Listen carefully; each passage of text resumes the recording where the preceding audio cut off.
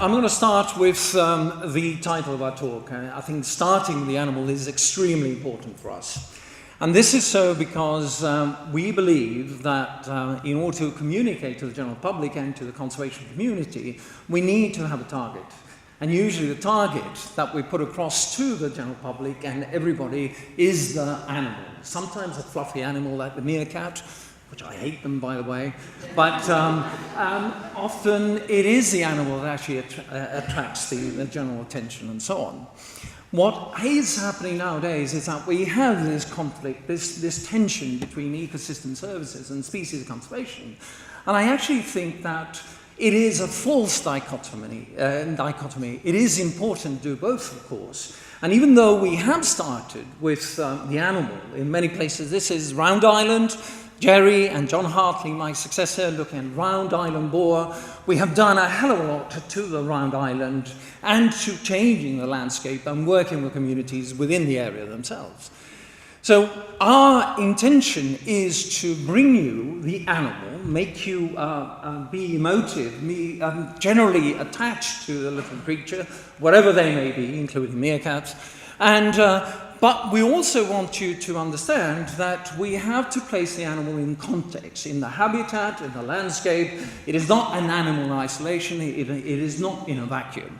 So one of the things that we did, we started about 2007, we've actually come up with a concept known as top spots. And now this is very similar to your hotspots, but I always say it's a bit like Pepsi Cola and Coca-Cola.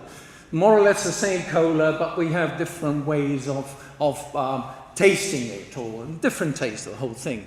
The whole idea of top spot is that we are going to be, what we did was using vertebrate data, and we have a lot of information now on, of course, amphibians, fish, and freshwater fish in particular, mammals and reptiles and birds, and we were able to come up with a system that allows us to be able to focus on those areas of the world, to pick out the areas of the world that are important for endemism, for threats, and for richness. And if you think about it, there's very little of these maps that have been published in the past that do include richness. A lot of them emphasize endemism, which we must do, but very few of them actually talk about richness themselves. So what we have done here is using a massive database of about 26,000 vertebrate species throughout the world and about close to 800 ecoregion areas, we're able to pinpoint areas of the world that we think we should be working in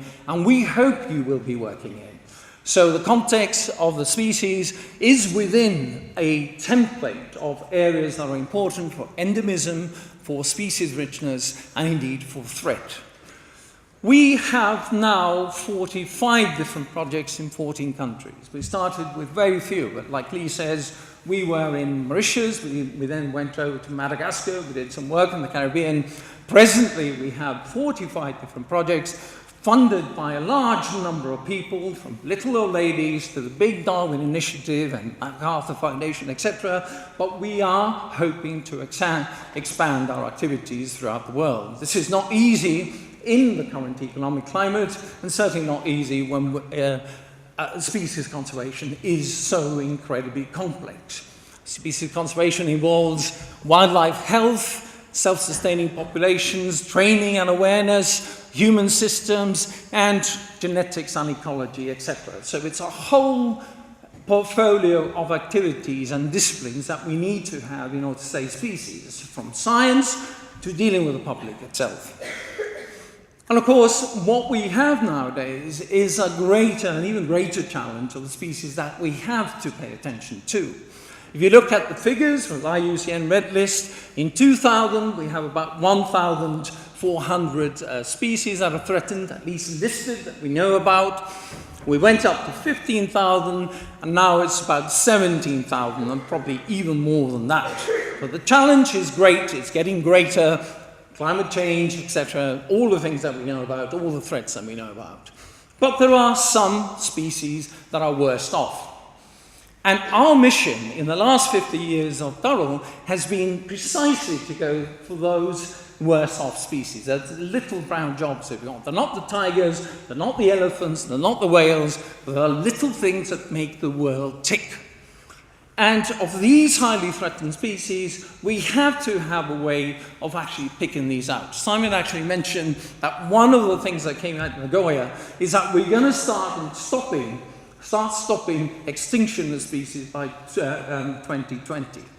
Well, we already have a template that we can use, and in fact, it was used in Nagoya as a means of picking out species that are so endangered and found in one single site that we've got to do something now. And if we don't do anything now, we're certainly going to lose the plot altogether, which we are using. This is the Alliance of Zero Extinction map, the most recent one, 2010. It actually comes up with about 900 world most threatened mammals, birds, selected reptiles, amphibians, and conifers, because we have information about conifers. We know that a lot of these AZE species, as are known, are small-bodied and they're found in relatively low-income countries, between low and middle-income countries. There's a reason for this, or rather, there is a good omen in this rather dire situation, and that is that small-bodied species are actually easier to breed, they're easier to conserve, and if we do that within developing countries, we are able to do a lot more. We have done a lot. We've got 20 of these AZE species on the road to recovery, and like Lee says, we have done it through, a lot of attention and commitment. Our basic mantra is very much that we are a science-led organization, but certainly action-motivated. We are not interested in just publishing the science. We're interested in actually doing with that science. We're focused on highly threatened species. We have a long-term commitment. We are going to be in Madagascar for 25 years this year, and we have certainly created legacy through training and capacity building. Recoveries are there. Our echo parakeets, pig pigeons, and Mauritius kestrel are perhaps the most iconic species that we could show you.